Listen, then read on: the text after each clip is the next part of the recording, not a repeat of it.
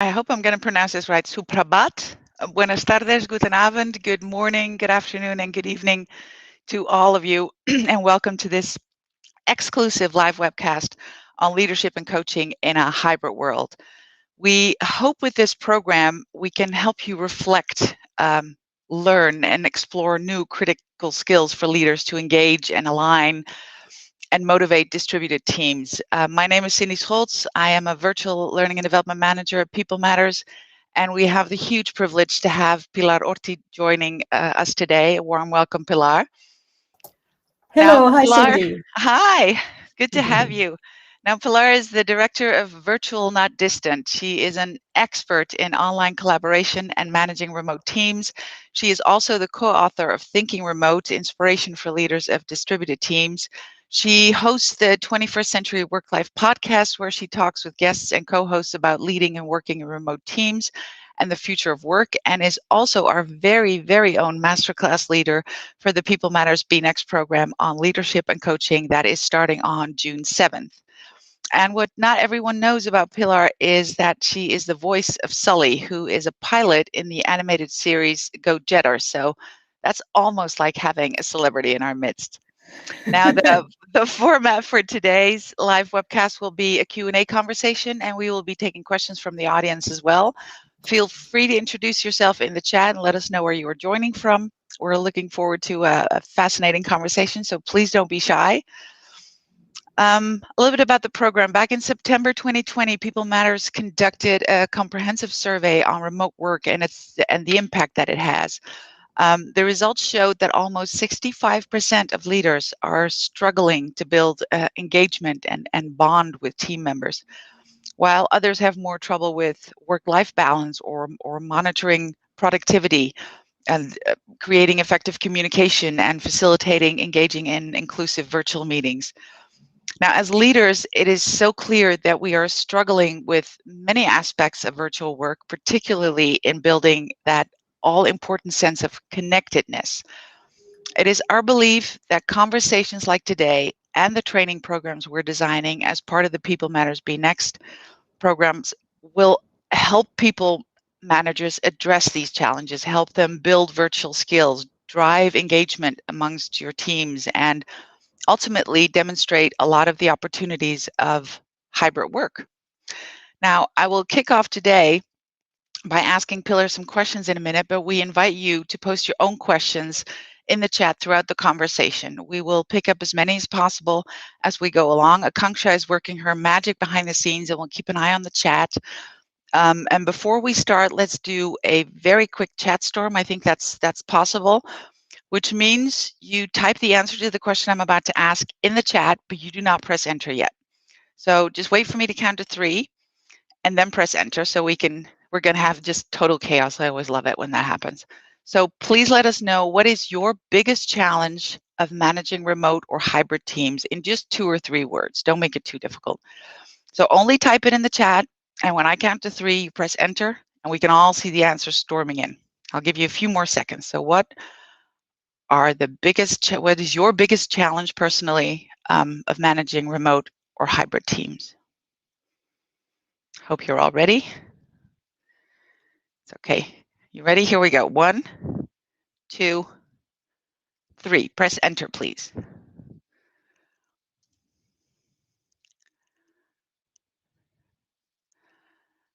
I don't think that worked very well. Worked very well to you. Am I missing something, Pilar, or did that just not work? No, it's not working. Don't worry about it. Okay. Never mind. Never mind. Okay. Well, we'll just jump into to the first, because I have loads of questions for Pilar. So we'll see what happens. Question number 1 that I have for you: in what ways did 2020 transform the way we think about virtual work and leadership? Well, for one, it allowed a lot of people to experience something they'd never experienced before, which was working away from each other and having to continue collaborating away from each other. Yeah. And some people had to experience working from home for the first time as well. And what this did, it really it's made people rethink, what do I really need to do my best work? Was it really that I needed to be close to my colleagues? Or was it that I needed to feel close to them emotionally? So I think that we're starting to see the physical space as something that is there to provide us with something. It's not just the only way of working. So I think that happened in the context of remote work. The other thing is that beyond that, people started to question, well, if we've always said we have to go into the office every day from 9 to 5 and be together to work, and that sometimes need not be the case, I think sometimes it's very important. What else can we change? Can we change the number of hours we work a week? Can we change the schedules? Can we change the way in which teams are organized? Can we change the ways in which decisions are made? So I think what it's done is it's helped people once we got through the initial shock. And to be honest, we're still in shock because there's so much stuff going on that we're still in shock. But it starts to go, okay, what do I really think about what I need to work? And what do we need in our team or our organization? Brilliant. Yeah, absolutely agree with that. And our brilliant Akansha is sending us some Yes, insights on what's happening in the chat, which we can't see, but that's fine. So what people are struggling with most, culture, I see team engagement, absolutely, motivation, focus, setting clear expectations.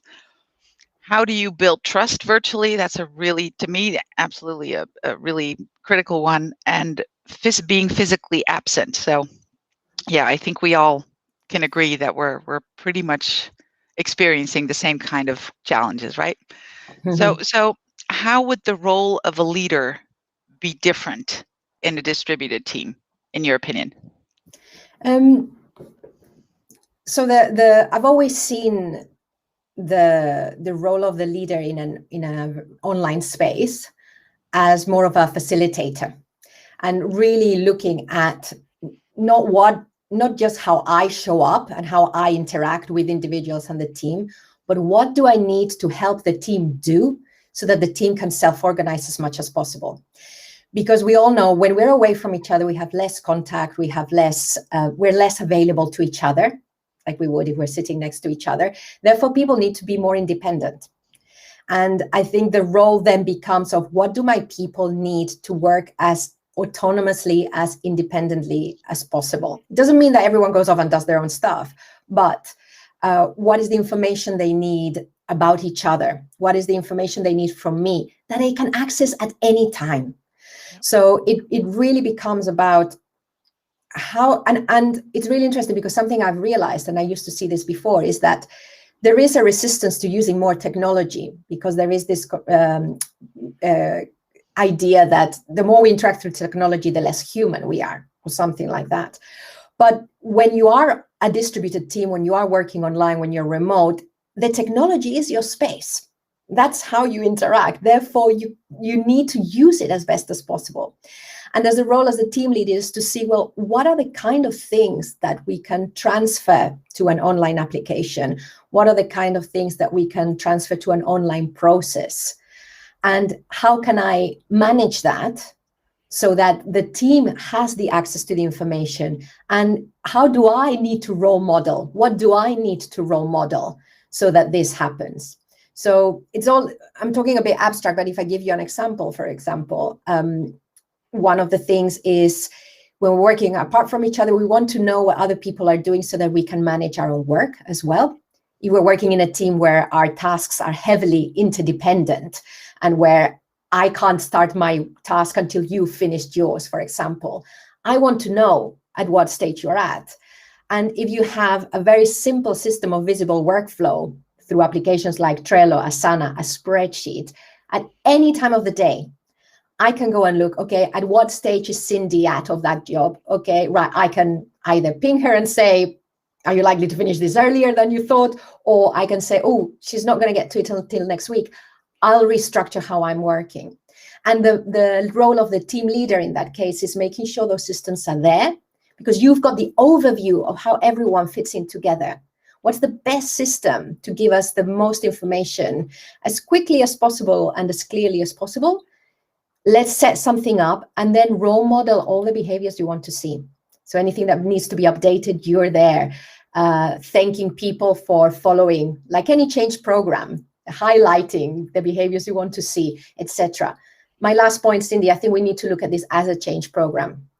It's not something that we start and it happens. Like all change, it takes time, step by step, etc. Anyway, could go on. It's a long process. Absolutely, It doesn't just happen overnight, which we have experienced in this unfortunately. past, I don't know, 14 months. Yeah, and I love how you say that the technology is not the villain. I know a lot of people are still like, when it comes to technology, then we're disconnected, and I think these past 14 months have proven that it doesn't have to be that way. That technology made it possible for us to talk to other people while being in lockdown and all that. And I love the fact where you say give your teams the power to do it asynchronously and so you don't have to micromanage. Okay. Next question. The challenges can vary for everyone, obviously, but what are the most common mistakes or pitfalls that leaders step into, or the mistakes leaders make when moving to managing teams from impersonal to virtual? So something that we've seen, because when you've been, like myself, there are a lot of people who've been in this space, in the remote team space for many years, some of them for much longer than I. Virtual teams are not new, but over the last 5 or 6 years, we've had lots more technology, and that's why the interest has grown. So it's been very interesting for me to see what happens when you adopt online collaborations without it being a necessity for your business or for your team or for your people. So it's been really interesting. So what we've seen, and there's a brilliant article that I will refer people to. If you type 5 levels of remote work into your search engine, you will see an article of a conversation from a podcast, not mine, someone else's, unfortunately, because it was with Matt Mullenweg, who's fantastic co-founder of Automatic. They're a fully distributed company, 1,000 people all over the world. And what he says is that there's almost 5 levels of adoption. And what happened with most organizations during the pandemic was that everyone just rushed to remote, and they tried to keep doing the same things they were doing in the office, but online. And being able to have online meetings or interactions like we're having it was a savior, but it was also the pitfall, because it's what we know. We know how to talk face to face, and you have to adjust to the computer, etc. But we know how to have a real-time conversation. So what we saw was everyone having 10,000 meetings, because anything that required a real-time interaction had to have a meeting attached to it. So that was been the mistake. But however, we have to put the caveat that this was remote work during a pandemic and an economic crisis. So of course you wanted to be in real time with people, because you wanted the emotional support also. So we have to also remember that it wasn't a pitfall. It's what we needed as human beings, was to be there to support. Okay, so let's just move on to when we start. It was the journey we were on. Yeah, that's how it was. But we need to know that that's how it was then. And as we start to move forward, and as things in some places start to get a little bit easier, but we still want to be there and support people and be available like we have as leaders, because sometimes we are the linchpin for our team. We need to start thinking, what are the conversations and what are the things that we don't need to be together real time? And it really goes back to asynchronous communication. So the mistake that we've seen is to continue to do the same thing as we did in the office without we need a change in mindset. If we want to have a team discussion and our team has 25 people, if we jump into a call for 3 hours, it's not going to be very inclusive. It's not going to be very engaging. We're going to end up completely tired from 3 hours, especially if we've got the camera on. So we need to rethink, okay, what is the discussion process? Well, there's a whole reflection piece about what is it we're here to do. Do that asynchronously. Get people to think about that beforehand. Then what does the discussion process go? People say their first ideas. Write that down, or however, draw it, however. What's the interesting bit? The debate. Let's have that. let's do the debate of ideas that have already come up. Let's do that in real time. We might come to some decisions, but we all know that the decisions made during 3 hours might not be the best ones.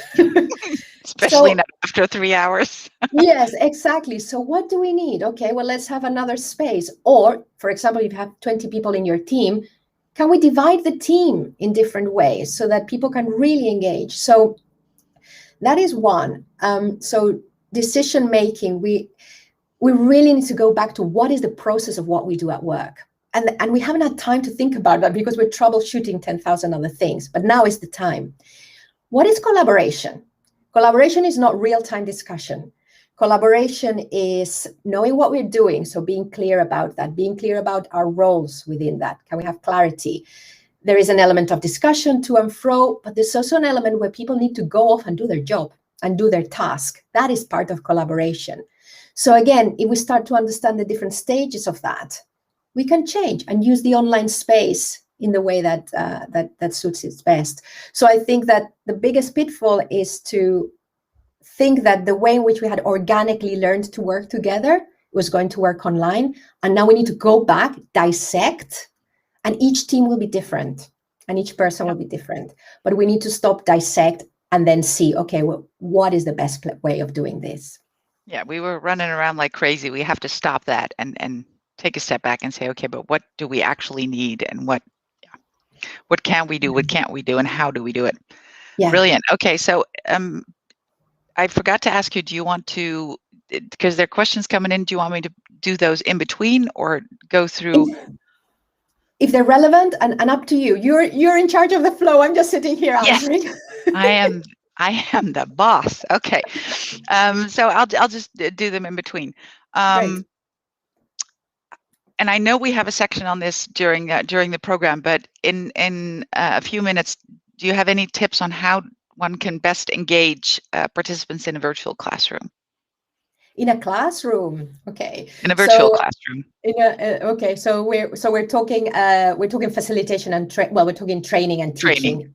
Yep. Yeah, training and teaching.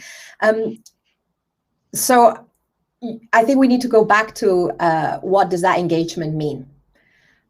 So there are lots of different ways you can start. Actually, if you want to engage some people, you need to give them something to think about in advance.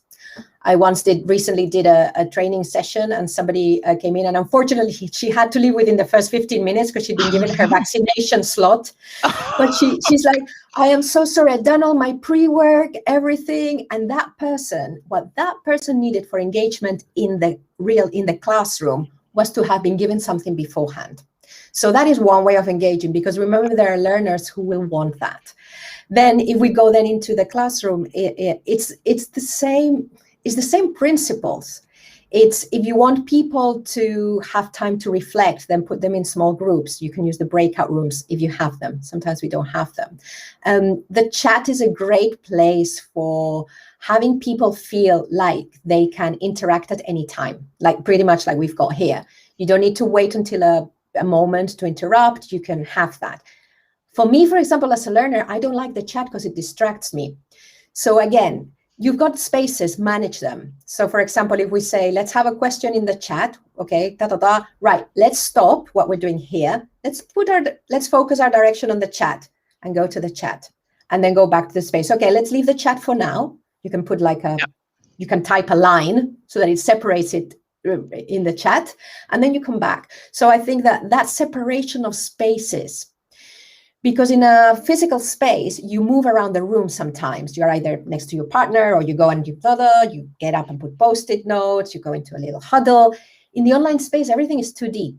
Yep. So even if you're doing different things, so I think it's a question of helping the student direct their attention to the different places, and that can help with engagement. Absolutely agree. And have some stuff for them to do. So don't make it a lecture. If it's a lecture, they're not going to learn anything. Well, I would, and now I disagree with that. I think, okay. I think know what you want to do. I think it's be very clear with yourself and be very clear with them. So some things are best delivered. I mean, we're talking and we've got some questions, but actually, I would hate to think that no one is engaged because they're not answering questions and they're listening. but they know that's that experience that they need. They need the experience today for someone, hopefully they'll get something from it, is to listen and think. However, if it's something that we're really getting them to do and that they really need to absorb, and if they're there not just for us, but for the other learners, because let's face it, that is what's happening, and that's what should happen now. With online events, you're not there just to absorb information. You are there also to interact with other people. So you probably will get more from the other people than the trainer. So so then we design for that. So I think we need to be very clear about the experience we're bringing and what the best experience will be for the learner with what we're trying to do. Yeah, but don't you agree that if you have mainly text and mainly the facilitator is talking, then it's so much easier to disconnect as a participant? Well, and if do you have a something else, speaker. do your email, do your whatever. Yeah, but distracted. Yes, it depends what you're there to do. My husband turns up to stuff and he's doing his email. He gets a lot from it. So it really, I think it depends. Depends on the person. Yeah. Well, it depends on the person and what you're there to do. So yeah, I think like a face-to-face workshop, you can go to a talk where you sit and listen, and it's more difficult to do that online. I mean, we can't say the concentration online. It's harder to be watching someone online. So yeah. Agreed. Okay. Next question. What is the best way to ensure maximum adoption of training program, especially when people are working from home and are not able to prioritize the training? So how do we get them to prioritize their training? And so I'll give you, unfortunately, you've got to give them what they want or what they need. Because at the moment I am seeing this, or people who are organizing training are saying, oh, we need this, will you come and do this? And then when you get there, that's not what the people needed. So the first way of doing that is to make sure that people have been asked what they want, what format they want, because that's another thing, Cindy, going back to this, what I'm seeing now is that I'm being asked to come in to do like a 2 or 3 hour workshop. I'm thinking people are tired of spending 3 hours and having to be so there for the 3 hours. And sometimes I'm saying, well, can't we just do an hour of bring your own problem, or a coaching, action learning, a talk, a half an hour talk that will just get them to go, oh yeah, I'd never thought of it that way. So I think let's start to, especially now, I think when we're back in, I don't know, 5 years time, it might be different. And we might say, yeah, people are okay with doing 3 hours online because whatever. They're but used I really, to it, so I really think of the format. Ask as many people as you can, and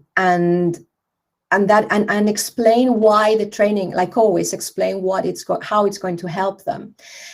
If you do it, going back to a bit your point, Cindy, if you do the session so that, yes, they are learning something and skills, so a skill, or they're learning a bit of information, or they're workshopping an idea, but they know that when they come there, they're going to be able to talk to people in the organization they haven't seen for ages.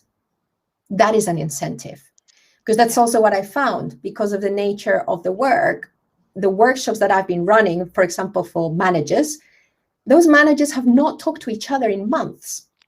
And so this session, that's what they're really up for. So again, you structure it with a bit of content, but actually breakout rooms, go and talk, and then you don't worry about what they're talking in there. It doesn't matter what but so I think that is really understanding what people need. If people need connection, design for that. If people need a break from their screen, do some audio stuff. So, but really, and ask them if you can. I know it's not easy, and I'm saying, oh yeah, ask them. Yeah, but people probably don't have time to answer the survey. But really understand and be as creative as you can be with the format, because they're gonna need it. That's what I constantly do. I say, whenever we go into breakout rooms, I say, and we want you to discuss 3 topics. But if you have a really good conversation on topic number 1, stick with it. Leave the other 2. It's not a problem. Just have an inspirational conversation. Yes. Okay, the next question in the chat is, how do you cope with the effects of excess screen time? Like you just mentioned, if people are sick of like I just mentioned screens. Yeah, so this is because I'm a freelancer and I run my own business, I have lots of freedom in this. So Cindy, you know that I will say, no, can we have an audio call? because it's this, and it is really interesting for those of us who've been working online for before the pandemic. People never used to have so many online video calls, and there were a lot of more phone calls as well. But suddenly, even people who before used to have phone calls, suddenly everyone wants video. And there is, of course, this connection thing. I mean, we can understand why it's happening, but we also have to start to be really, really strict with ourselves. So we go back to normal meeting hygiene. Do we really need this? Could we do this any other way? Who needs to be there? As a team leader, it's really difficult because we want to be there for everything. We want to be so involved. We don't want to miss out on anything. We don't want to miss out. We want to be there for our people. And we think that the best way of being for everyone is to be there in the meeting. So one, we can start asking people, do you need me there? Or what do you think I can bring to this? I think we can, and if you are in a position in an organization where you can role model this is very strong. If you can always say, oh, I don't think I need to be there, but do you think I need to? Or you can be on standby. You can say, you have the meeting, I will be working, just ping me. I'll be out. I'll be looking out. I'll be there if you need me. This is the advantage of online. You can do that. So as someone with a position of influence or authority, we need to start thinking about, do we always need to be there? The other thing is to know which things can be moved asynchronously, which is always interesting because fully distributed companies have a lot of written documentation, which favors the person that expresses themselves well in writing. So we need to be careful. However, there are a lot of things that can be done through documents, through conversations, through updating status online asynchronously. So again, it's going back to that. But again, it's a question of starting to design in an organization a culture where we really know why we're meeting and why we're not doing something else. And the other thing I'll say, that the reason why this is so difficult as well is because people want to be visible. So if I am afraid that because I'm not seen in the organization, my promotion prospects are fewer, or whatever, I will show up at the meeting, even if I know that I'm not going to get anything and I'm not going to do anything. So the answer to that problem is actually to have other ways to give people visibility in an organization. So can we talk about them in the meetings with other people? Can we have a team newsletter that we send out? Can we have open sessions once a month where you can come to our team, we're just there for you, and you ask us stuff and we're visible to you? So we really need to understand, why are people meeting so much? And there will be thousands of different reasons. We can go, they need each other. Yeah, tick, great. They want to be visible. Okay, let's address that. So there's an issue there. It's complex. And if I can add to that, every time you appear on camera, which most of the time we'll ask you to show yourself on camera, because it will give the facilitator an idea of, they're actually looking at me, they're listening, they're there. But it's also a performance, because what you don't realize in the office, how you look, you put on your makeup in the morning in most cases, and you're just there at work in the office. But once you're working from home and you see your own face on the screen all the time, you're going like, oh, is my shirt okay? Is my hair okay? So it's a performance. So discuss with each other. I would like to add, do we need a microphone? Do we need a camera every single time? Or can we do without? Or like you said, can we just pick up the phone and call each other and just walk in the garden or walk outside and just have the conversation over the phone while not looking at the screen? And as trainers, so as people who are delivering workshops and stuff, I think one thing that I started to do very early on was to say, especially if it was like a Friday or something like this, I would say, okay, I've got some content to share. So I'm going to talk at you for 15 minutes. Please turn off your cameras if you want. It is fine. I don't need to see your face, because I trust that you are there. Yep. Now, if they're doing something else, well, if they were in a physical space, their mind can also be somewhere else. We are adults. So at the same time, and the same in meetings, we can say, like you say, let's just say hello to each other at the beginning, open the videos, and then whoever wants to turn off their camera, just do it. Yep. We know you're there. Because it's casual Friday, and you can just dress like you would on a normal casual Friday. You don't have to turn your camera on. Yeah, yeah, exactly. So, but really, let's not, there's nothing wrong with asking whether you can turn your camera off. There's nothing wrong with people turning their camera off. I think we need to, I hope we're there now. Yeah. I think we had a transition phase where I remember the company I worked for at first didn't have the bandwidth when everybody just started working remote, so we were not allowed to use cameras because it would mess up the bandwidth. Yes. And when they got to the point where the bandwidth was okay, everybody had to be on camera, and then it leveled a little bit, saying, okay, one meeting will be with, one meeting will be without. And be conscious if you have people on the call that are in their time zone, it's 6 o'clock in the morning. You know, I remember one of my teams said for the next session, which would be weekly for that person at 6 o'clock in the morning, once a week, everybody showed up in pajamas, things like that, you know, just to support her, because she was always starting once a week, starting so early to join the meeting. There's always things you can do, be creative. Yes. Okay, we have one more question in the chat, and then I'll have another question for you. It says here, you talked about a leader's role as a facilitator. What different competencies should a leader show in building trust in remote teams? Well, that's a good one. That's a huge one. Yes.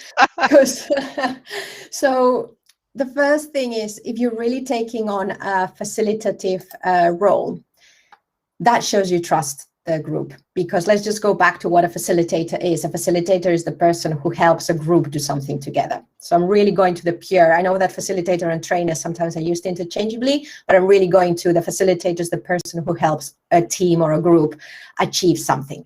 So if we go to the mindset that means I trust you to either know what you're doing, ask for help when you don't know what you're doing. I know that you have the information that you need, or that you know where to look for it. So you already need to have all that trust, let's face it, for us to operate amazingly well. So in having that at the front of your mind, if you start to trust people, when people feel trusted, sometimes they do act. Then they act in ways that they can be trusted. So the least we trust people, the more they know they're not trusted. Therefore, why should they act in those ways? So we've got that. So we've got the facilitator, which is, look, I'm here to support you, and I trust that you can, of course, I help and I'm here, but I trust that you can do stuff on your own. That is one thing that we can do. The other thing is that to understand that, well, many teams, actually, they were already trusting each other because they'd been together for ages. A lot of the teams that were suddenly remote already had that trust built because they were already a team. And if they didn't have the trust built, that was very apparent. But we need to understand that trust is quite complex. So I'm going to simplify it. But I think it helps to think about people developing trust either through a personal connection, so more the affective trust, and the cognitive trust, which is more the thinking trust. And this is, of course, very cultural. It's also very personal, and I'm going to simplify it. And that means there was another question about mutual trust. So we're talking lots of layers. If we want the team to continue to have that sense of we know each other as people, therefore we feel safer, we feel like we can be more open, then we need to have the more social conversations and the more social interactions. We've had the virtual coffees, great, but it can also be at the beginning of a meeting, we have a bit of a social chat, we can have an asynchronous channel for coffee stuff, and just a place where people can show up the bits that you rarely see when you're actually getting down to the work. So that is one. And also as a person, role modeling some of that. So for example, I'll give you an example of someone I'm working with at the moment. I always think that calendars, when you can control the visibility of your calendar and you can make it available, open to your team, they're a great place for connection, because you can write down, not just I'm in a meeting or whatever, but you can write down in it what you're going to be doing. If there's anything like, I'm going to go go and walk the dog, or I'm going to go for a walk at 12 o'clock, you can put it there. You can share how you're feeling if you want. You can say something that's happening in the household. Calendars, they're quite interesting spaces. And this team leader, he said, I've started to put some of the stuff I do personally because I just want to show up as myself. People can't see that I've gone out for a walk to stretch because they're away from me. So I'm going to write it down. So if that starts to build that trust of, I am a person, remember, and I think it's okay to show up as this kind of person in their work. That's one. And the other is these systems, again, of making the work visible. So some people will trust you because they know you do your job, because you're competent. In a team, I might trust that the team is doing their work because I can see the work that's being done through a workflow, through open conversations. So again, is where are the spaces online when we can have these interactions that will help us understand each other a bit better? And this is a broad spectrum. So again, it's very complicated, but I think the role modeling, how you as a team leader deal with people who make mistakes, real mistakes because they're trying something out, not mistakes because they're being lax and can't be bothered. Someone tries out something new and they mess up. Okay, stop with them. Look at, okay, what happened? What did we learn from it? And thank you very much for trying that out. That is really important. That goes a long way to build trust. Yep, absolutely agree. Okay, so that answers that question number 6 there in the chat. So the next one is, how important is it for leaders to rework their communication plans and methods for teams that are now virtual? Very. Extremely. Because so someone I mentioned somewhere, one of my connections said, yeah, I think it was Nancy Settle Murphy. I think she said, when you are together a lot, and remember that, of course, online work, we're not just talking about location independence. A lot of the time, we're also talking about time independence. So it's not just about the fact we're not sharing a physical location. Sometimes we're not sharing the same time, like we are now. We are sharing the same time. So what she said was, when you're together a lot in the office, you fill in the gaps. When you don't have information, you overhear, you ask short questions, you kind of get along because you can be filling in the gaps. When you're in an online space, you cannot, it's more difficult to do that.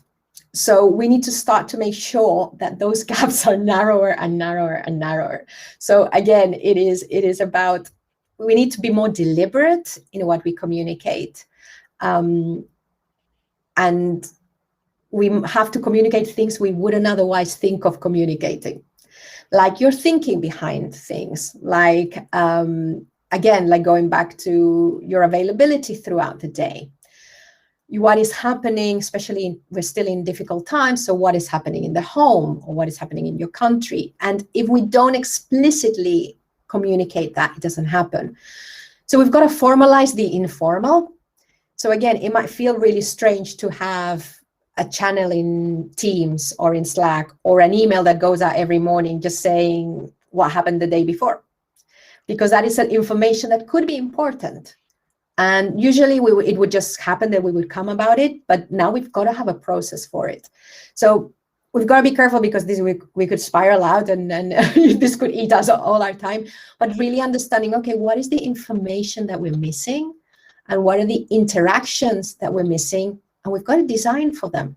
They're not going to happen by chance. So, and a lot more documentation of processes. Like if you feel like you've had to explain, or that you have seen that somebody is having to explain like the same thing of how something is done like 2-3 times, you need a document for that. You need to be able to go, this is how you do it here, because it gets exhausting if not. And like you said, if you overhear someone talking about something and you pay attention and you're like, oh, or you ask the colleague who sits across from you, where do I find this document? That's stuff you will not be doing while working remote. You'll be thinking about it for probably maybe 10 or even 15 minutes before you want to disturb someone and say, I really need the document. I have no clue where to find it. Help me out. And yeah, so you have to literally plan for it, for everything. And can I share another talk about availability? I think that's another type of communication. So that we need to do is communicate our availability, especially if you're a team leader. And it's all very well saying I'm always available, but just back to what you said, Cindy, yeah, that always available, what does it mean? Because people are still going to be, so what are the times during the week where you say, okay, between this time and this time, I'm going to have an online meeting open. I'm going to be doing my work. If you need anything, that's a great time for you to pop in during those times. Otherwise, these times are available, really available, really available, really available. These times, better not to disturb me. Say that, because if you say to someone, I'd rather not be disturbed during those times, they know that when you then say, oh, I am available, you are really available. Yeah. So I think that needs to be formalized a bit more. Don't send mixed messages that way. Yeah. And of course, they're probably always available for the really important stuff. Yes, of course. And like what's happening right now, my team, one of my teammates was saying, I'm getting my vaccination shot today. I'll be out for the afternoon. And everybody's like, yay, go get it. You know, It's just, sometimes it's just good to know where people's minds are. Yesterday, I had to take the dog to the vet because she wasn't feeling well. Just a quick question saying, just a quick note saying, guys, I'll be back in an hour. I just have to go to the vet. I'll talk to you guys later. Yeah, absolutely. Exactly. So that was it for my official questions, but do we have anything more in the chat, Akanksha? I don't think so, because you would have probably showed us. Ooh, there is an interesting one here. Oh, did I miss 4. one? Yes. Did I totally miss it? Oh, go ahead. 4? Yep. I'll read it. I'll read it out loud. Yes. How can startups adopt learning and development culture? What are some of the steps that as an HR team we need to follow? And she says I would be glad to listen to your thoughts on it. This is one of the pressing problems we are facing currently. Yeah. So this is great. I'm glad you asked this. I'm glad we came back to it, because this is like with words like collaboration, like with words like making decision making and stuff. We really need to go back to what is learning and development, and how do we learn? So learning is something that happens throughout the day. Someone once said, people always learn. What you've got to make sure is they're learning the right things, because we all learn. It's just that sometimes we learn things that are not useful. So how can we embed learning moments into the work? So this is not about saying we've got to be having training sessions. Let's go, okay, what are the learning moments? Can we have moments of reflection once a week in the team? Can we have a repository of thoughts? Things I've learned this week, and there is somewhere in the company, in the startup, where people go and they post what they learned over the last 2 weeks. Doist, which is a fully distributed company, for example, does that. They have a prompt on one of their collaboration platforms. Once a week, it says, what interesting things did you learn this week? And that is naming the learning, but it's embedded in the fact that it recognizes that you're constantly learning. You can also ask people to, once a week, for example, or once every 2 weeks, report, what did you learn that could be of use to others? So again, what you're tapping there is that notion of relatedness, which can be quite motivating for people. So it's not just about thinking, oh, what did I learn? But actually, oh yeah, I've probably learned something that can help others. And so it's, what is the smallest thing you can do to get people to think, I am learning all the time. Let me reflect on it, use it, and even share it. And without even having to go big, like, oh, we have these big training days, you can do that. And then from the point of view of HR, if you're still having things like performance reviews, one-to-ones, put it in there. Make that a question. In Automatic, which is a fully distributed company I mentioned earlier, I don't know if they still do it. They used to have a process for their one-to-ones, which is very structured. Again, you've got to be structured. Just because there's so much stuff going on, the more structure you have, the less you have to think. So they had the 3-2-1-0. And this is a way of running your one-to-one where it's really driven by the person, not by the team leader, but the other person.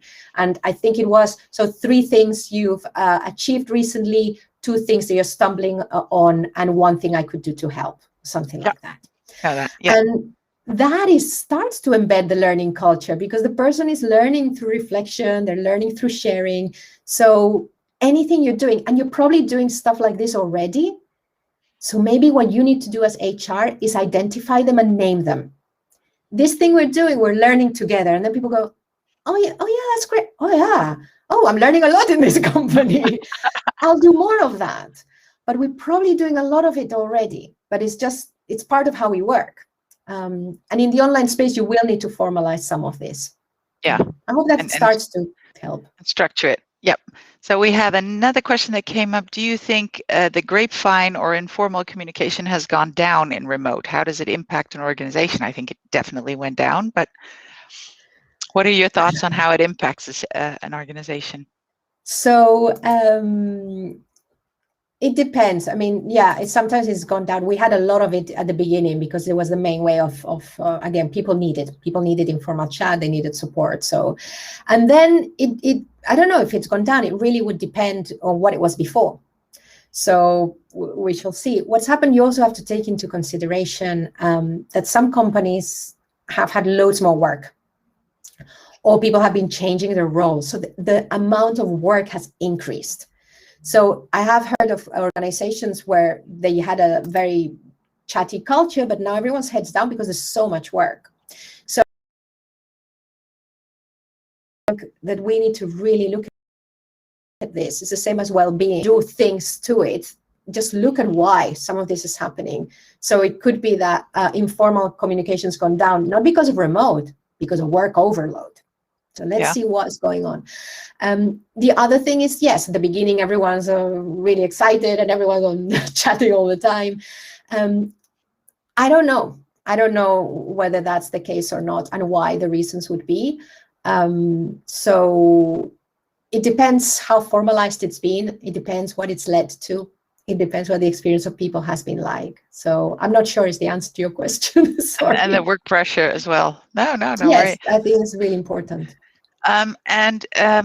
Another question came up that says people are saying they miss the hallway conversations. How do we help people to have those informal water cooler coffee breaks? Yeah, I think we have to schedule them, right? Yes. So I talk of the concept of planned spontaneity, which is that in the online space, there's very little spontaneity. Having said that, I'm just, again, segue. Yesterday, I used Twitter Spaces for the first time. And in Twitter Spaces, you just open an audio room and anyone can join in. And I did a test once, and one of my contacts who I haven't talked to for ages just turned up. I was like, oh my God, I didn't need to plan anything. I just pressed test and someone came into my Twitter room. So you could have something like that. So you could have an open meeting. So GitLab, for example, more than 2,000 people, I know they have a 24-hour open room where people can just click in and see who's there. Of course, you have to plan it because somebody has to create that meeting, and everyone has to have the URL. But it's the same as, I always give this example, that when you are designing an office, for example, Pixar famously designed, I don't know if their last building or the one before, the toilets to be at the end of the corridor, so that as you went to the toilet, you would pass by a lot of people, and that could give the chance for you to bump into people. That was designed, that was planned. It's just we don't think about it anymore. So in the same way, where are the spaces online where those spontaneous moments can occur? If you use things like Google Docs, you can see if someone else is using the document at the same time. So maybe some of your conversations could take place in a Google Doc. You can see if someone else is typing somewhere else. So you need to be looking out for things. Organize latte and learn sessions. Again, the water cooler is not always about unrelated work stuff. The water cooler sometimes has work-related stuff. For people like me, I love talking about work. So where are the moments that you can create for your people that are as varied as possible so that they will give it a go? So I think, yeah, that's the one that people are missing most is that. So you just need to plan for it a bit more. Absolutely. Create the spontaneity by accident or by planning. Absolutely. Yes. So, okay, I think that's it for the questions right now. With this program, PeopleSoft Be Next, we hope that we can offer some tools and some insights for the leaders joining this program to make sure that their teams can thrive in a virtual world just as well, or maybe even better, as they did in an office environment or in a hybrid environment where we're probably going to end up. It's probably going to be a little bit of both. I think this program will be for leaders who've already started making changes and want some extra guidance. I think it can be for leaders who are just getting started navigating their way through this hybrid world and want to know how to manage this new era, how to do it differently. And of course, for everyone who, like me, believes we never stop learning, and as long as we keep embracing new things, we'll accomplish anything.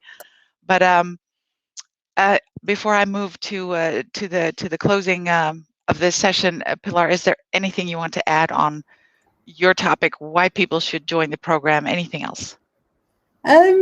No, just this is, okay, I will say this is an opportunity. This is why I got into the virtual space. Now that we're starting to think and that we have the time and that we have the pressure to start to plan, it's an opportunity to make the best out of this change. So let's take what we've learned over the last year and that we're going to continue learning, see what is going to serve us in the future and see what's not going to serve us. Let's really take a look at what's going on and what helps us as teams and individuals to do our best work. And then let's plan for it. This is that opportunity of really understanding what helps us to thrive. That's the exciting moment. That's the step we must not miss. Brilliant. Thank you. Thank you so much, Pilar, for joining us for this great conversation. And indeed, we need to empower our teams and upskill them for this new and extended virtual context. And of course, it's a great opportunity to support them in building that effectiveness. And let's not forget that there is a silver lining here, that we can also get some more clarity on how to define the new context of work. So if you want to know more about the actionable ways to lead your hybrid teams, communicate more in a coaching way, because we didn't discuss that here, but it is also in the program. There's a big part on how leaders should coach their virtual teams. We truly hope you'll join us for the People Matters Be Next program on leadership and coaching in a hybrid world. It will, like I said, start on June 7th, and we hope you will go on the journey with us. My team, I think, will be sharing the link in the chat for you to visit the website or go through the program and register. Let me see what she says. Yep, it has been shared. We have some great other programs coming up as well. Think about designing employee experience, leadership and coaching, virtual recruitment and onboarding, performance management, gender balance, agile and design thinking, and a lot more good stuff is on the way. So please check out the website and let us know if you have any questions or if you want to sign up. Thank you again for joining us. Thank you for being with us. Thank you so much, Pilar, for your guidance through this, and have a fantastic weekend ahead. I know it's only Thursday, but I know some of us are really waiting for the weekend. Thank you. Okay. See you, everyone. Thank you for watching. Bye.